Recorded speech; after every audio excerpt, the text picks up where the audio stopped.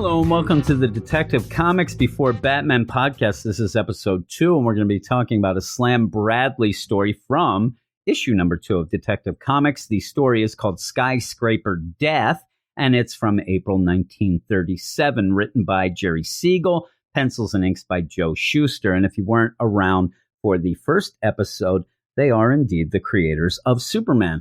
They have indeed created one of the biggest pieces of crap ever in comics, right here, Slam Bradley. And the first episode and the first issue that Slam was in that we talked about, he was overly sexist, incredibly and just horrifically racist, and just a bully and a piece of crap. And because of that, he's a huge hit.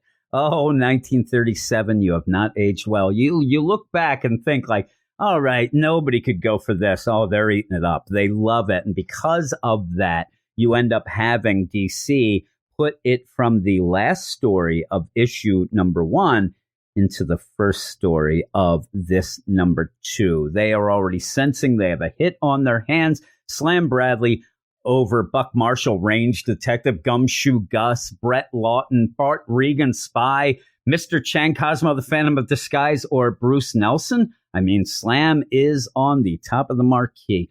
And you go into this, and if you remember the whole deal where you had Malcolm Wheeler Nicholson kind of creating the character, but also giving the character to Siegel and Shuster, but saying there are some rules. There's some rules to writing a Slam Bradley issue.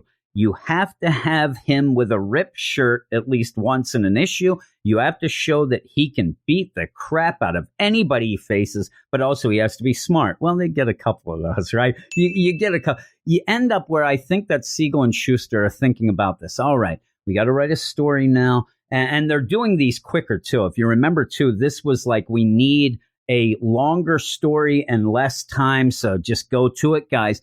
And so they're thinking up, okay, well, we have to come up with a story, but we also have to remember to have him rip his shirt and use his fist. Well, why don't we just get that part out of the way right away? Like, we may forget. Maybe the story won't lead itself to a ripped shirt and fisticuffs, so why not start with it? And they do. And you end up having the idea that old Shuster seems to be working on his models for Superman here, especially because you open up this issue and there's what appears to be 2 Slam Bradleys.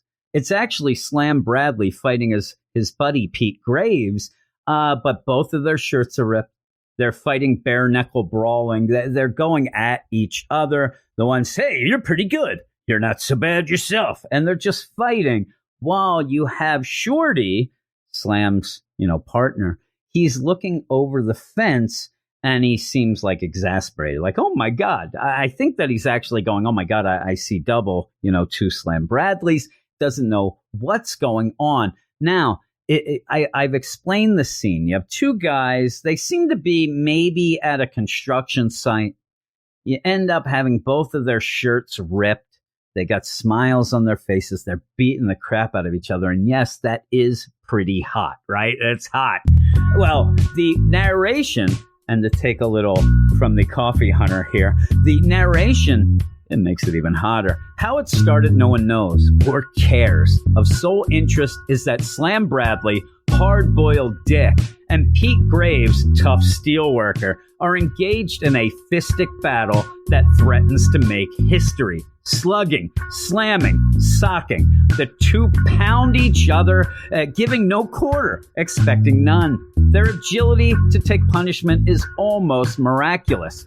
Yet, no ill feeling exists between the 2. Like gladiators of old, they glory in the combat for sheer love of battle. And it continues where Slam knocks Pete down, and then they're caressing each other's faces, and it says, a swift, clean blow from Slam, and the fight is over. Pete is down to stay, and then Slam says, hey, are you all right, buddy? And then Pete says, sure, Slam, but next time we scrap, I'll be asking you that question. Oh, my. Just think, you end up having hard-boiled dick and steelworker going at each other. That is great. Also, they're gladiators, right? You like movies about gladiators? Well, that is done for, and they're sweating, too. So that's sexy too. Well, they're sweating it up. Well, later in the day, after Slam is gone, maybe taking a shower, put on a non-rip shirt. I think the guy's shirt budget is through the roof, but he puts on another shirt.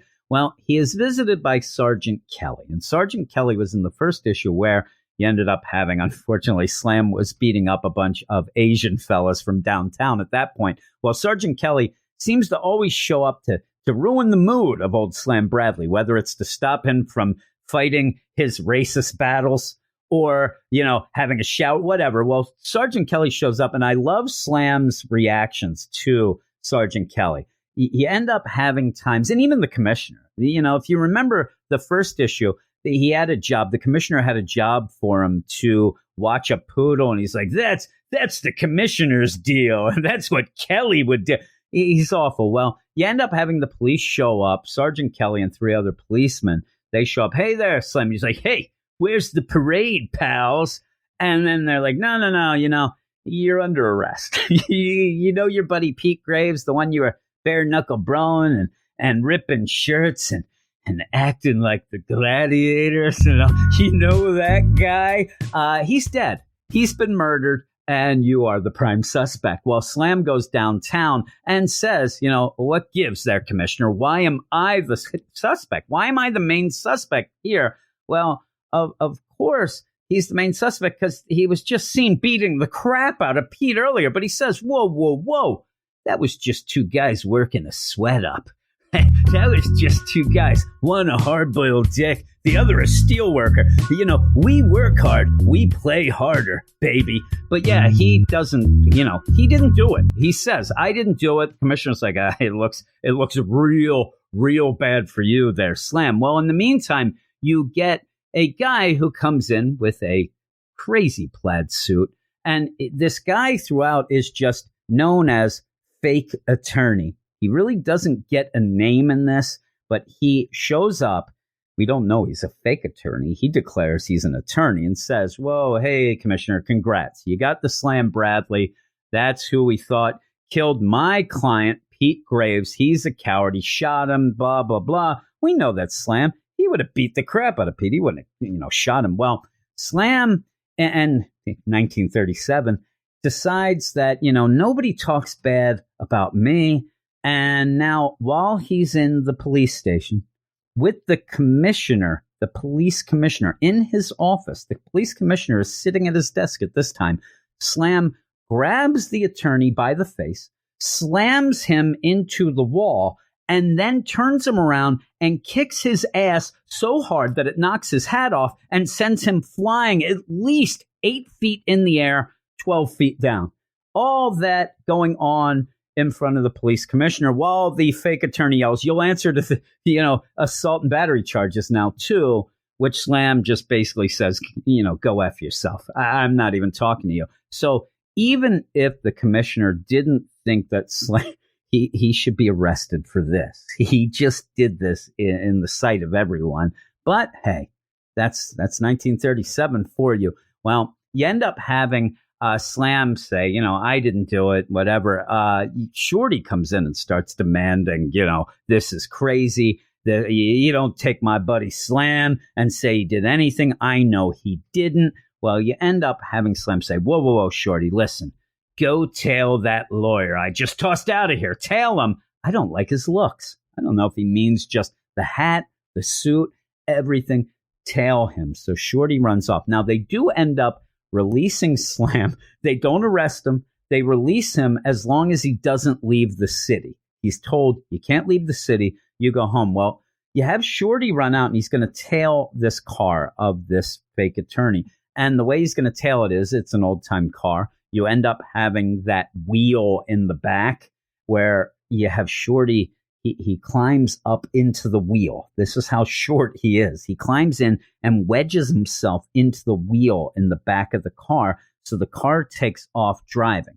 Now, you're going to jump back and forth between Slam and Shorty here. So we then go where Slam is told you can't leave the city. You just go back to your apartment. He does. He opens up the door with his key. Looks like a skeleton key, classic. And when he opens the door, all of a sudden he's shot at from a girl who looks like Lois Lane, ends up shooting him but misses. She's not a very good shot. Now, what I do like about this, I will tell you, this is, 1937. You have Schuster there. He's doing the art. A lot of the characters do amazingly look like some really big characters that'll show up in the Superman book.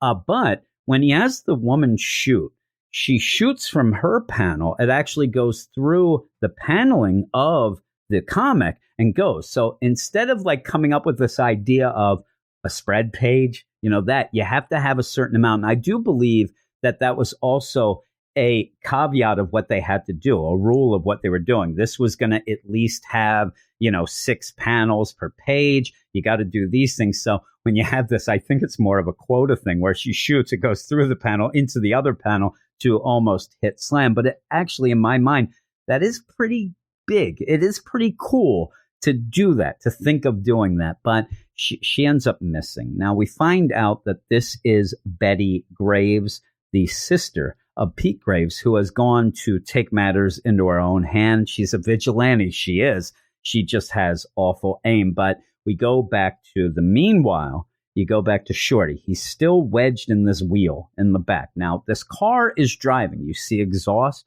You see the movement of the wheels. Unfortunately, it must be going 1 mile an hour. And unfortunately, I don't know who for, but it's not going very fast. Actually, unfortunately for Shorty, because he's gained some attention. He's trying to hide and tail this car. He's trying to be there. He's trying to be inconspicuous. He's undercover. There are a bunch of kids. They look like just street urchins. They're running and yelling as the car's going. They're just chasing the car because, again, it must be going on. Hey there, look at that cheapskate hooking a ride. They're all just yelling and running after the car. He's pissed. Sure, scram, kids, go on, scram. He's going to be found out. These kids are just gathering. And so he realizes when the fake attorney stops because he needs to go get his cigarettes at the 5 and dime at the drugstore. Yeah, sure. He's like, all right, well, I better hide somewhere better because these damn kids, are just following me. So I'm going to go up here and hide in the rumble seat. And if you're not aware, that's an extra seat in the back of the car that actually is almost like it would be in the trunk.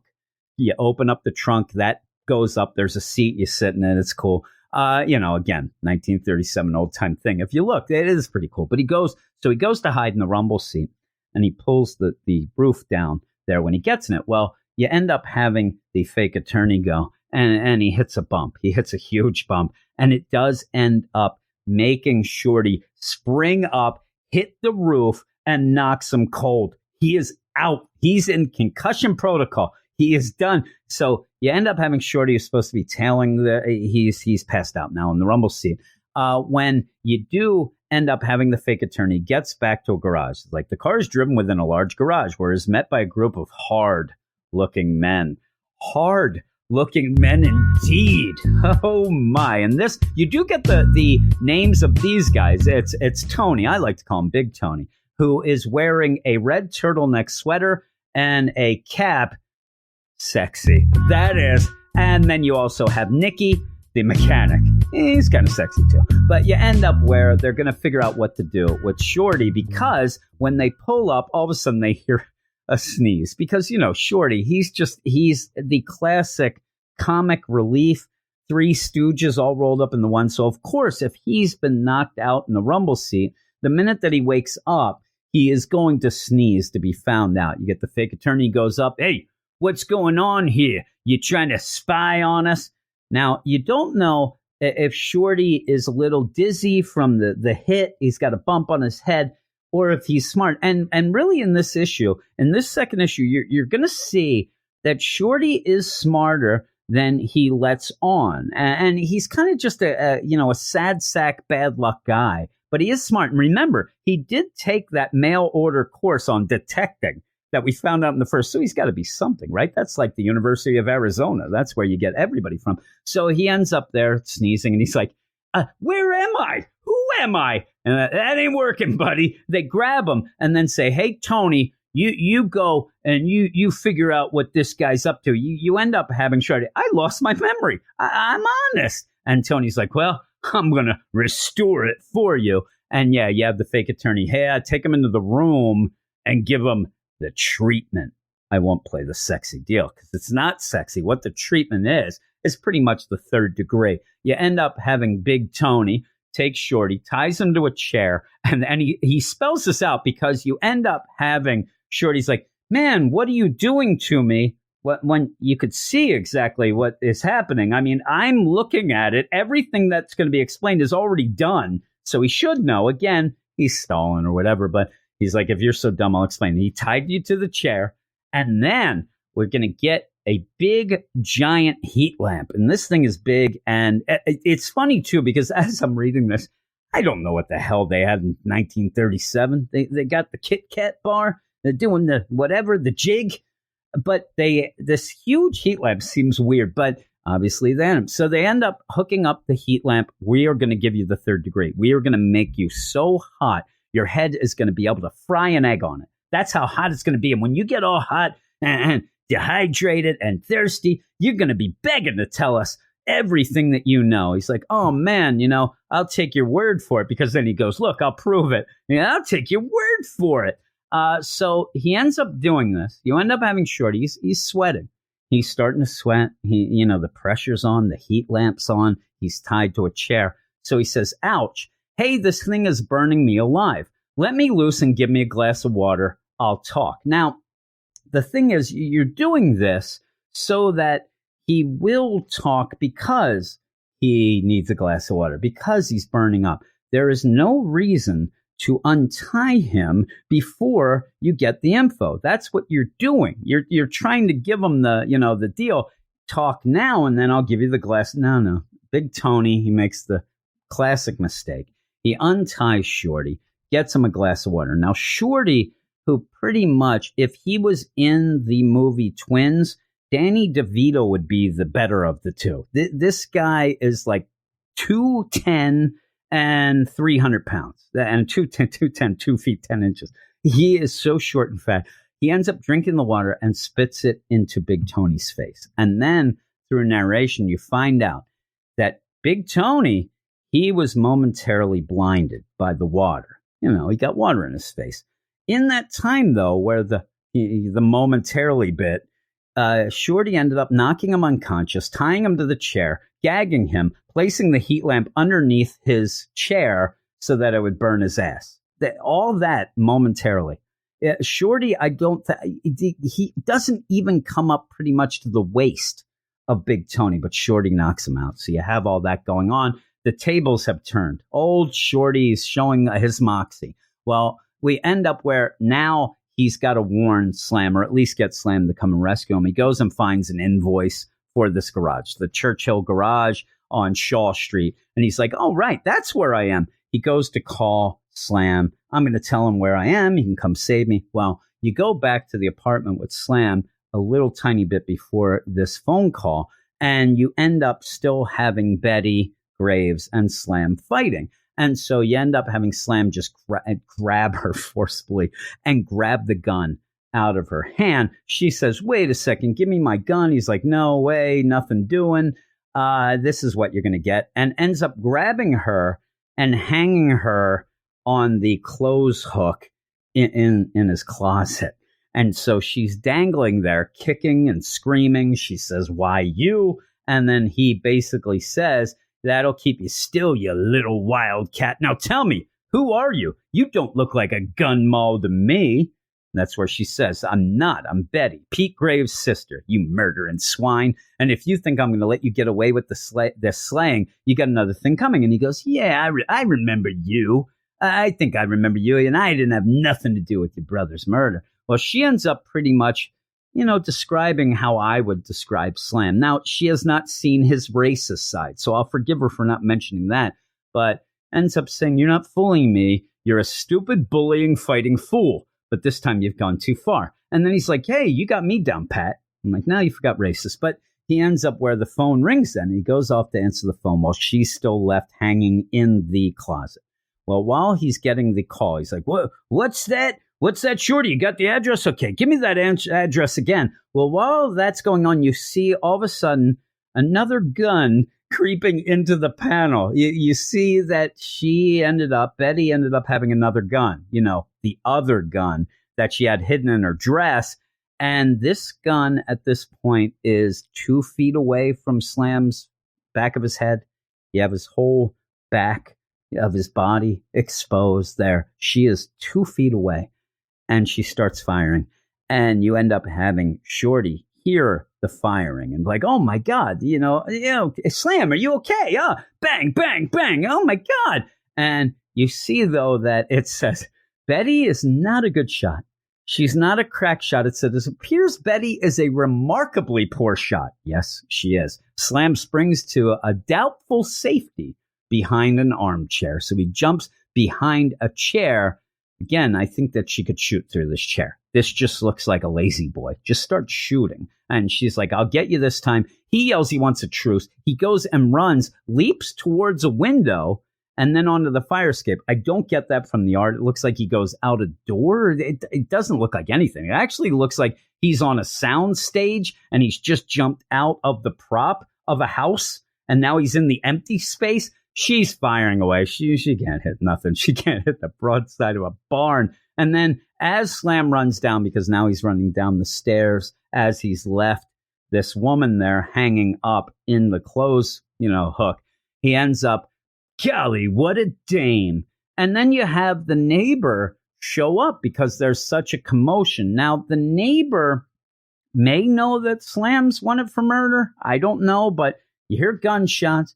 You hear a lot of yelling. You have this guy come, and he's basically like, you're going to stay right there. You're yelling all this. She's like, get me down, get me down. He's like, no, I'm calling the police on you, and you're going to stay hanging up, and just leaves her hanging up. Now, in the meantime, she doesn't have the gun anymore. I'm waiting for her to just start shooting this guy. She's pretty pissed. But the police are going to come and get Betty because, shots fired. You go back to the garage where, when you had all that ruckus, the gunshots coming through the telephone, you end up having Shorty, Slam, Slam. Well, you end up sounding like Onyx there. Slam!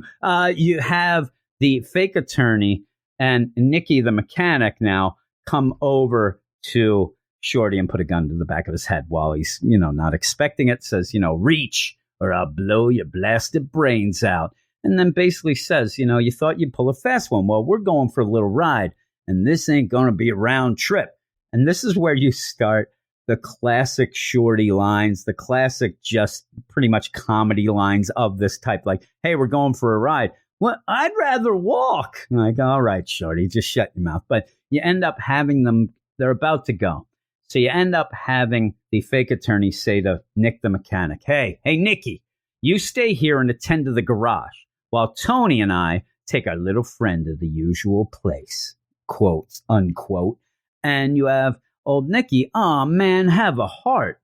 Well, this Shorty thinks, oh man, this guy's, he likes me. He doesn't want me to get hurt. Goes over to this guy. Hey, thank God there's someone here that pities me. And you have old Nicky say, pity you nothing. I hate to miss the fun. Oh man, Shorty's all upset. But then it says, but Shorty's not as dumb as he acts. He got close to Nick for a purpose.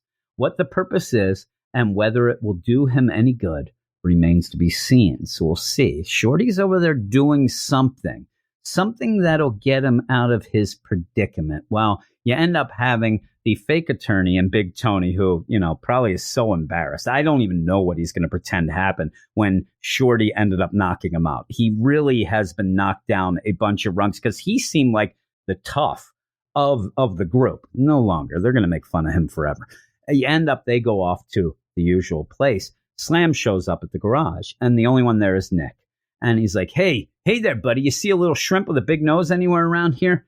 Nick says, nope, sorry. And it looks like he's just washing the car at this point. He's at a car. He might be waxing it, whatever he is doing.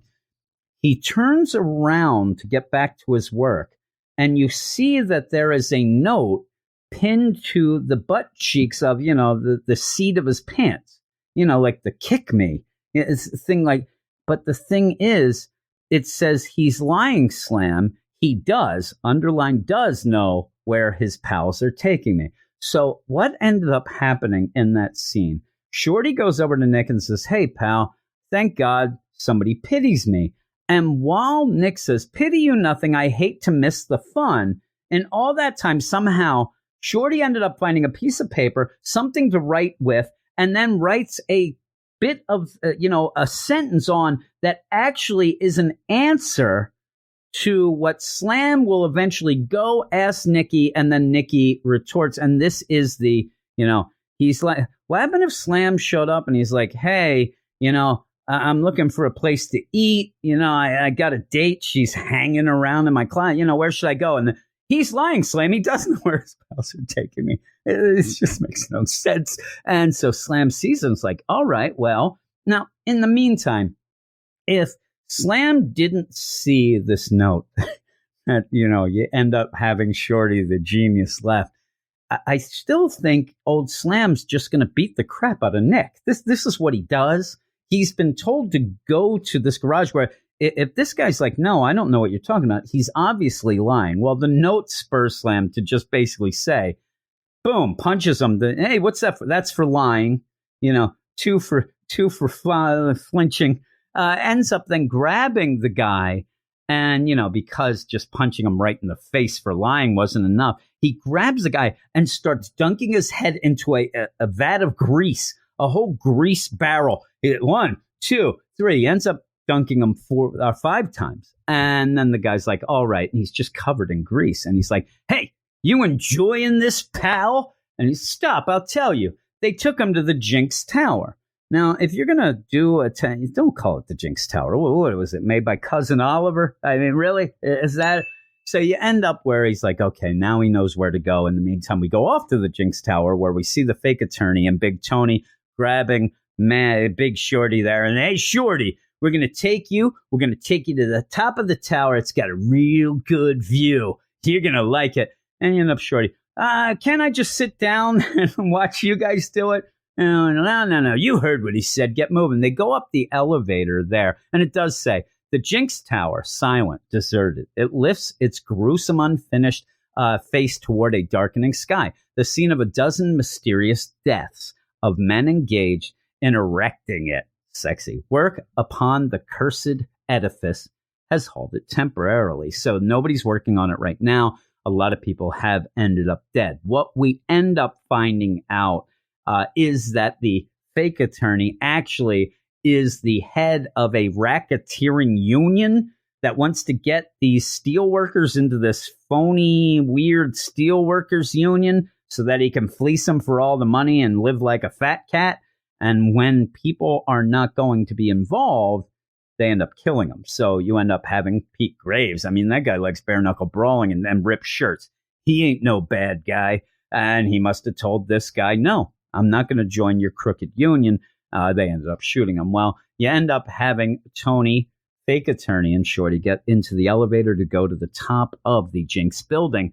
Slam arrives too late. So instead, he just grabs onto the elevator cables and off he goes up. He's a man. He ends up getting up there. And while they are at the top, and Slam's still getting up there, he hasn't arrived, but you do see that Tony, fake attorney, and Shorty are on the top. And I mean, I'm telling you, they are so high. It looks like they're above the clouds, the way it's drawn. And they are just standing on 2 wooden planks that are hanging. There is no way in hell that you're getting me anywhere near this. If I am Shorty at this point, I am now going to be called shitty because I'm shitting my pants. They throw him off. They throw him off the building.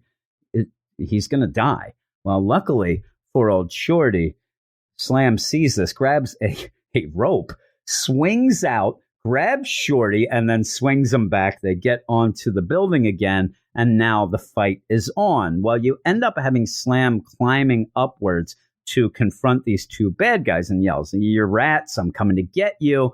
The fake attorney's like, oh no, it's Slam Bradley. Now, Slam ends up doing what the description seems as if when the fake lawyer, the fake attorney, fires at him, he ends up trying to flip, then grab another girder, launch himself to it. All these crazy acrobatic moves that they're describing, only to miss, fall down, and then hold on the side of a girder. He's actually holding on both sides of the girder, or else he's going to fall and die. Well, yeah, Big Tony's like, yep, it's time to stamp some fingers. And he goes to stamp the fingers. He's going to step on Slam's hand. Slam's going to die. Well, since Shorty was saved by Slam earlier, he's going to return the favor And this is where Detective Comics shows that when Batman shows up, he may be the first one to have some sort of line he won't cross or a code, because Shorty throws a bolt at Tony. Tony loses his balance, loses his hat too, and falls off to his death. He's dead. They don't save him. Slam doesn't swing to get him. He is dead, and basically explains it as it's okay because it's the death that these guys were going to give Slam and Shorty. So, eye for an eye. It's Hammurabi going here. And so this guy, he's dead. Well, you end up having Fake Attorney through this, ends up, oh no, he almost falls off the girder then because of all this nonsense, but he grabs onto the end. So he's at the very end of the girder. He's holding on. He's losing his grip. He's yelling, please help me. Now you end up having Shorty and Slam sitting on this girder as if it's that classic taking lunch, photo that you have, the old time photo where the guys are on top of the building and they're eating their lunch, but they're just sitting there laughing it up. And you end up having Shorty, hey, Slam, do you hear a voice? And then Slam's like, no, did you? And they just start laughing. This guy is going to die. Well, he says, listen, I confess. I killed Pete Graves. I ended up doing it because I have this crazy racketeering union that I want to set up. And if you don't agree with me, I was killing him. And now I love the way he phrases it. He says, you think that he's going to say, listen, if somebody doesn't join the union, I end up killing them to show the other guys, the remaining guys, that you better join. Instead, he says, I end up killing these guys so they'd be frightened into joining our union. Maybe they have a ghost union is what it seems, because they're dead. And I think that they meant the other thing, but it's just funny, the phrasing. Yeah, we just kill these guys so they'd be frightened into joining our union. But he says, I'll confess anything but take me up. Well, he's there. He's desperately trying to hold on to the edge of this girder.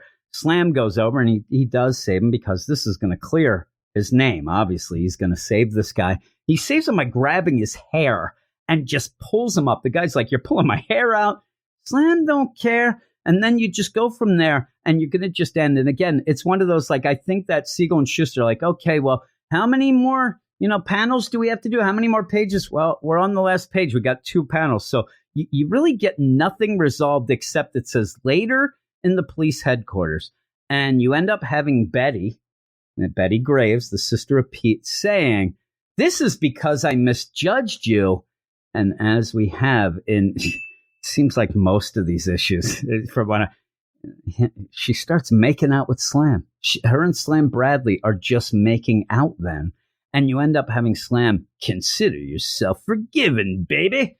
And then you have Shorty in his running joke, hey, Slam and I are partners. We share everything. I'm like, that now, really, that's getting sexy, right, Shorty? And Shorty, again, doesn't come up to either of their waists. He's like, I want a piece of this there, baby. Give me some smooches. I need it. She ends up deciding that, okay, you guys are partners. This is the last panel. And she socks him right in the face, knocks Shorty out of his shoes. He goes flying across the room and she says, partners, eh? Well, this is because your partner left me hanging on a clothes hook. And that's how we end. That's how we end the issue. It's so bad. It is so bad. I love Shorty. He just makes me giggle. This issue is a very big Shorty issue. You have Shorty a lot. Shorty really does most of the thinking. Slam does the punching. But yeah, it even says next is the Slam at the Expo. Anything's bound to happen when tough, carefree Slam Bradley and his stewed Shorty pay a visit to the Great Inland Exhibition. Yes, anything's liable to happen, and it does. Don't miss it. And you see at one point, somebody is going across a river on a rope. You got a roller coaster. I'm not going to miss it. But yeah, that's the end of the second issue. I really would love to do a radial play of these things. Just awful they are. But yeah, you can enjoy this. I'm enjoying it for the awfulness that it is. So yeah, it's pretty funny. But hey, that's that. That is that. I hope that you did get some chuckles like I did out of this issue of Slam Bradley. And next we'll be going back to The expo, the big expo, the slam at the expo. We'll see what goes on. I'm sure Shorty will get lost and, hanging over the roller coaster, something nonsense, but we'll see. We'll see how it is. I hope you enjoy it. And I hope that you're enjoying all the other shows that we have. And thanks everybody for your support. Really, it really does mean so much to me. So thank you very much. And I'll talk to you soon.